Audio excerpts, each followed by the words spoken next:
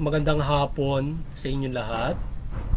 Ito po si Herbert Curia, author, promoter ng Bible Lights Promotions. Kakibat ang ating pananalig sa ating banal na Panginoon Diyos, banal na Panginoon Kristo at gabay ng kaliwanagan ni Banal Santa Maria ay ating pong ibinabahagi sa inyo sa linggong ito, ang mensahe ng ating banal na Panginoon Diyos.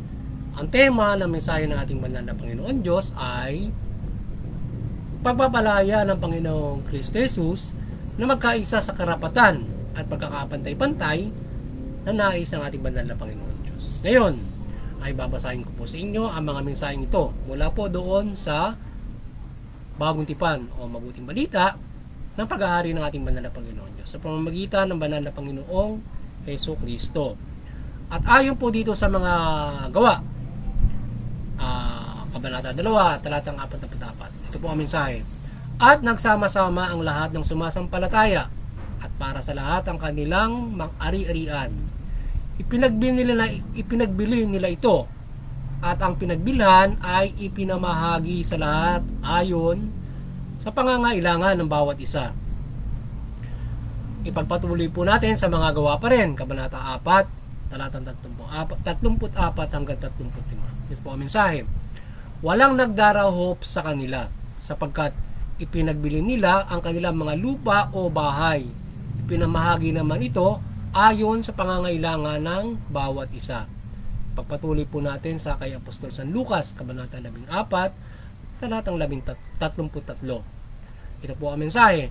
Gayon din naman, kung hindi maaaring maging alagad ko ang sino man, kung hindi niya tatalikdan ang lahat sa buhay niya.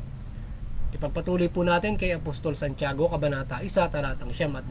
Ito po ang mensahe.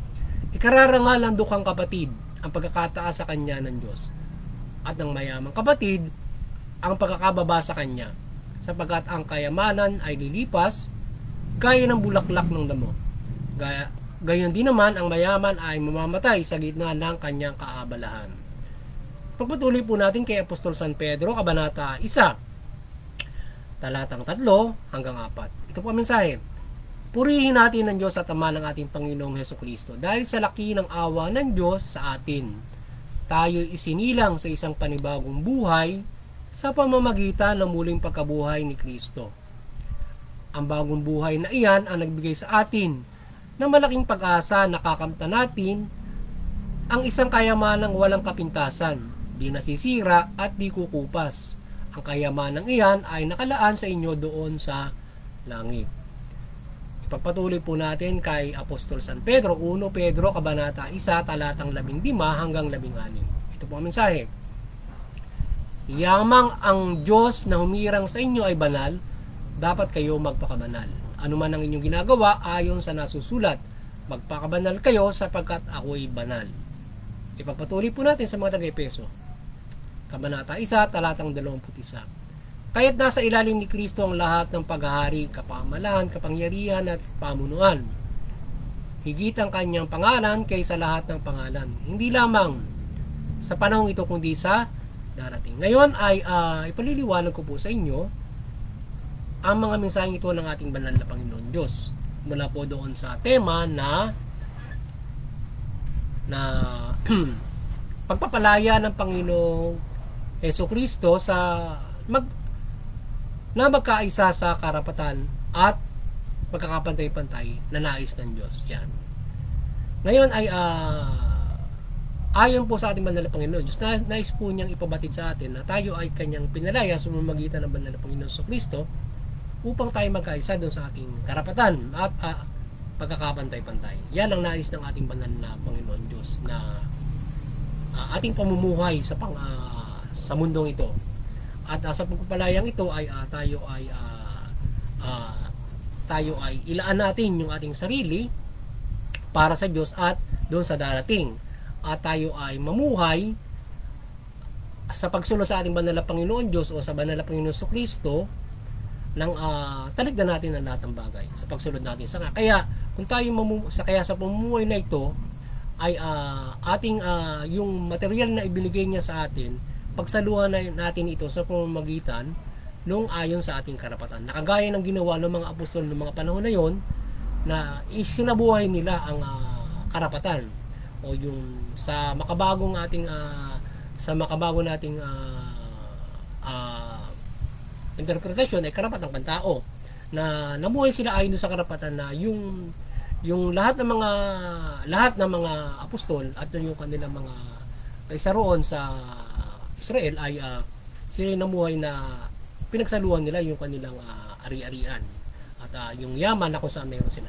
Ngayon ay kung ito ay gagawin natin sa pangkalahatan, halimbawa maging sa isang bansa, hindi lamang doon sa simbahang Katoliko, na nais ng ating banal na Panginoon Diyos na para sa lahat, hindi lamang doon sa simbahang Katoliko na siya nagsabuhay nito bilang naniniwala sa Diyos mula sa banal na Panginoon sa Kristo. Kung ito ay maipapatupad sa isang halimbawa dito sa ating bansa, ito ay tayo ay makapamumuhay at pagsasaluhan natin na itong bansang ito ayon doon sa karapatan. Yan ang nais ng banal na Panginoon Diyos, na ayon sa pangangailangan natin ipagsasaluhan natin itong biyaya niya dito sa bansang ito at sa buong mundo. So ayon sa karapatan. So pagsasaluhan natin ito ayon doon sa ating karapatan. Bagamat nung una isa na practice ito na ang ginawa nila ay di syempre yung mga pinagsaluhan nila at kanilang parang communal ang ginawa nila doon sa bagay na yun para pagsaluhan yung karapatan. So ngayon kung ito ipapatupad natin, syempre magkakaroon tayo na ibibigay sa atin yung mga karapatan na tayo magkaroon. Masahin natin ito yung ating pamumuhay according to our right, i-distribute yan. So yan. Kaya yung mga at higit pa rito ay yung nais ng Diyos na tayo ay talaga magkapantay-pantay sa lahat. From basically sa human rights o doon sa karapatan natin o sa tayo magkaroon na magkakapantay-pantay mula doon sa pagtugon sa ating pangangailangan sa bawat isa. Sa pamamagitan nung pag-distribute ng kalikasan ng patas para sa lahat ayon sa pangangailangan. So human rights nga in our new interpretations. So ganun natin ipapatupad yan dito sa ating bansa at mas mahusay pang sistema na pagkakapantay-pantay para sa ating lahat. So ngayon yung mga nagtatamasa ng mga sobra-sobra, so yun ay tumulong kayo para maipatupad yung ating mga karapatan na yan, na ang lahat ay tumamasa nito. So ngayon hihilahin natin yung mga namuhay doon sa maliliit at para ito tayo ay magsalo-salo-salo ng patas doon sa ating mga karapatan. So ngayon yun ay gamitin ng mga sobra-sobra ang yaman, ang kanilang yaman para sa pagkakaroon ng karapatan at ipatupad ito ng pamahalaan at magkaroon tayo ng sistema na everybody will live from the rights at hindi magkamal ng sobra-sobra naman yung mga nagkakaroon ng sobrang yaman at magkaroon tayo ng isang mahusay na sistema at magkaroon tayo ng pagkakapantay-bantay sa pamumuhay natin mula doon sa basic rights. So yan ang nais ng ating banal na Panginoon Diyos na pagkaisa natin mula dito sa mabuting balita na pagpapalaya niya sa pamamagitan ng banal na Panginoon sa Kristo, na yan ay isinubuhay na noong mga apostol noong mga panahon na yan. So kaya basically magkakaroon tayo ng pagkakapantay-pantay according to our rights. Primarily yan ang pagkakapantay-pantay na gusto ng ating banal na Panginoon Diyos at syempre sa mas mahusay na sistema upang walang magsamantala sa ating karapatan, na tayo ay upang hindi pagsamantalan yung karapatan natin, na tayo ay na ito ay mas lalong may patuloy na yumaman at maaabuso yung iba. So kaya sususugan natin ang karapatan ng isang mas mahusay na mapagpapatupad ng sistema na politika para mas mahusay natin maipatupad yung karapatan na yan at tamasahin ng lahat yan ng ating lipunan Pilipino. So mag-give up ngayon yung mga mayayaman for that rights at gamitin nila yung kanilang yaman para yan ay maipatupad. So kaya kakibat ito kung tayo ay mananalig sa banal na Panginoon Diyos, mamuhay tayo ng balance. So kung magitan ng banal na pamumuhay at pagmamahal natin sa kapwa-tao natin, magagawa i-give up natin yan na tayo ay mamuhay mula doon sa karapatan at tayo magpakabanal na magkakapantay-pantay tayo mula doon sa karapatan at pagsalo-salo sa yaman ng Diyos. So pamamagitan ng tayo ay mamuhay ng banal at ilaan natin ang sarili natin doon sa yaman na kung saan bibigyan ng Diyos ang walang hanggang buhay na walang hanggan at tamasahin natin ang pagpapala na binibigay ng Diyos doon sa inilaan niya para sa ating sa takdang panahon kung tayo maliligtas na magawa natin na itong yaman ng mundo na binigay niya ay mapapakabanal tayo na pagsaluhan ito at tayo magmamahal sa kapwa na pagsaluhan ito ng patas. So kaya yung mga mayaman, magpakabanal kayo kayo ay mamuhay ng patas at suportahan nyo yung karapatan na nais ng ating banal na Panginoon. Sapagkat hindi nyo matatakasan ang lahat ng mga bagay na ito. Hindi nyo rin madadala yan sa inyong hukay, at lalong-lalo na ay kayo ay tutungo sa impyerno kung kayo ay magpapasa sa inyong yaman according to your interest. Dapat ay mabuti, magpapakabuti ka. Dangan nga lamang syempre sa panahon ngayon, dahil nga ito ay nasa proseso, gamitin nyo yan, yung mga yaman na yan, para tayo ay maipatupad yung sistema na maging patas ito para sa lahat. At hindi lamang mula doon sa rights at kaakibat nito ay yung sistema politika na papatas para sa lahat mula doon sa karapatan na yan, na dapat nating isabuhay ng bawat isa na pagsaluhan itong bansang ito para walang maghihirap.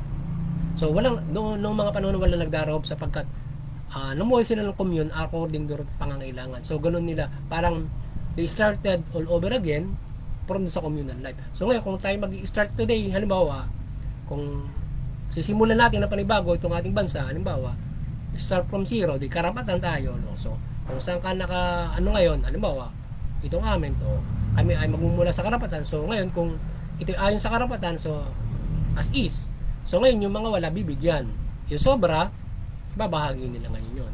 So ganoon tayo mangyayari kung sisimulan natin sa karapatan yan, para tayo magkakaroon ng mahusay na pagsasama-sama para i-cultivate natin ang ating pamumuhay o ang ating kapaligiran o ekonomiya para sa patas na pagbabahagi. So ganoon lang kasimple yun. So kaya dapat tayo ay at magagawa natin yan sa pananampalataya natin sa banal na Panginoon Diyos. Taligdan natin ang lahat dahil sa Panginoon Diyos at mamumuhay tayo ng banal. Kaya ba nung mayaman na mamumuhay ng banal ay according to Jesus Christ, mukhang papasok pa doon sa butas ng karayom yung kamelyo kaysa yung mga mayaman. Medyo makano yun, no? Pero we hope maliwanag ng Banal na Santa Maria ang bansang ito. Magkaisa tayo sa karapatan, mamuhay tayo ng maayos at magkapatas-patas tayo, at makamumuhay tayo ng maayos sa darating na panahon. Dalangin natin na magabayan kayo at tayo ay pagliwanagan ng Banal na Santa Maria at maisabuhay natin ang nais ng ating banal na Panginoon. Bangamat tayo nasa proseso, ipapatupad natin ng lubos ang karapatan at mahusay na sistema.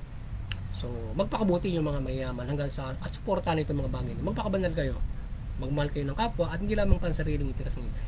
Interes natin ay yung kaligtasan na ibinibigay nating banal na Panginoon Diyos, at ang kaligtasan yan ay makakamit natin kung mamumuhay tayo ng may kabanalan at pagsunod sa Diyos sa buhay nito. At partikular na nga yan pagdating sa pagharap sa yaman o yaman ng mundo na binigay niya, hatiin natin sa pamamagitan ng karapatan.